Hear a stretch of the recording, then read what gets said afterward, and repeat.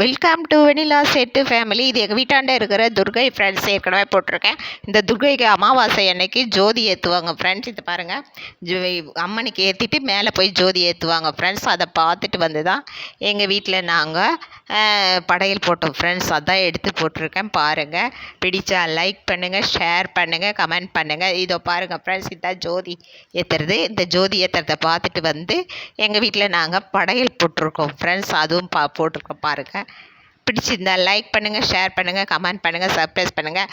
ரொம்ப நல்ல இது தரீங்க. அதே மாதிரி இந்த வாரமும் நல்லா எங்களுக்கு இது லைக் கொடுங்க. நிறைய பேர்கிட்ட